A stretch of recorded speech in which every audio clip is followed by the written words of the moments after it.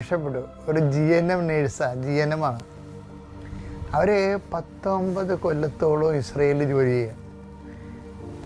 അവരുടെ ഏറ്റവും വലിയ സങ്കടം എന്ന് പറയുന്നത് അവരുടെ ഭർത്താവിൻ്റെ കൂടെ അവർക്ക് ജീവിക്കാൻ പറ്റണില്ല, കുഞ്ഞുങ്ങളുടെ കൂടെ ജീവിക്കാൻ പറ്റണില്ല. ഇസ്രയേലിൽ കുഞ്ഞുങ്ങളെ നിർത്താൻ പറ്റത്തില്ല. 3 കൊല്ലമാകുമ്പോൾ തിരിച്ച് വീട്ടിൽ കൊണ്ട് ആക്കണം.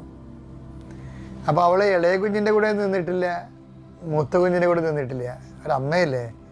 അപ്പോൾ അവൾക്ക് അവസാനമായപ്പോൾ 39 വയസ്സായി. അപ്പോൾ എന്ത് ചെയ്യും കർത്താവേ? അപ്പോൾ എനിക്ക് മക്കളുടെ കൂടെ നിൽക്കാൻ പറ്റത്തില്ല, എൻ്റെ ജീവിതത്തിൽ എൻ്റെ കുടുംബത്തിൻ്റെ കൂടെ നിൽക്കാൻ പറ്റത്തില്ലേ. അപ്പോൾ ആരോ ഉടമ്പടി എടുത്തവർ പറഞ്ഞു, ഈ കൃപാസനം മാതാവെന്നും പറഞ്ഞൊരു മാതാവുണ്ട്. ആൾക്കാരിപ്പോൾ അങ്ങനെയാണ് പറയണത്. അപ്പോൾ അതുകൊണ്ട് മാതാവിൻ്റെ അടുത്ത് ഉടമ്പടി എടുത്താൽ എല്ലാ കാര്യത്തിലും സമാധാനം ഉണ്ടാവും. ജീവിതം കൈവിട്ട് പോകുമ്പോൾ ആൾക്കാർ ചെയ്യണ കാര്യമാണ്. അപ്പോൾ ഇവർ യാക്കോബ സഹോദരിയാണ്, പക്ഷേ ഒരു നോൺ ക്രിസ്ത്യനാണ് കല്യാണം കഴിച്ചിരിക്കുന്നത്. അപ്പോൾ അവരങ്ങനെ ജീവിച്ചു പോവുകയാണ്. അപ്പോൾ അതുകൊണ്ട് അവർക്കാണെങ്കിൽ മാതാവിനോട് ഇത്രയും അഡമൻ്റായിട്ടുള്ള, കാത്തലിക്സിനുള്ള പോലെ അഡമൻ്റായിട്ടുള്ളൊരു മാധ്യസ്ഥമൊന്നുമില്ല. അപ്പോൾ അവർ ഉണ്ട്, മാതാവിനെ വണങ്ങുകയും മാതാവിൻ്റെ പ്രാർത്ഥനയൊക്കെ ഉണ്ട്.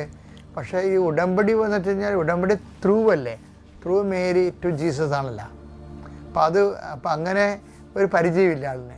അപ്പോൾ അതുകൊണ്ട് പിന്നെ ജീവിതത്തിൽ കുറേ സ്പെല്ലിംഗ് മിസ്റ്റേക്കുകളും എല്ലാം കൊണ്ട് ഒരു വല്ലാത്തൊരവസ്ഥയാണ്. അപ്പോൾ അതുകൊണ്ട് അവർക്ക് ഒരു ഡൗട്ട്, എൻ്റെ ഈ ഒരു അവസ്ഥയിൽ ഞാൻ ഉടമ്പടി ചെയ്താലും വിജയിക്കുമോ? പക്ഷേ ഇവർ രണ്ടും കൽപ്പിച്ച് വന്ന് ഉടമ്പടി ചെയ്യും. ഉടമ്പടി ചെയ്ത് കഴിഞ്ഞപ്പോൾ ഇവർക്ക് വല്ലാത്തൊരു വിശ്വാസം. കാര്യം അവരുടെ പല കാര്യങ്ങളും കുടുംബത്തിൽ പ്രവിടാ നിത്യം നടക്കാത്ത ചില കാര്യങ്ങളാണ്. അപ്പോൾ ഉടനെ പക്ഷേ ഇവർ ഈ 39 വയസ്സും കൊണ്ട്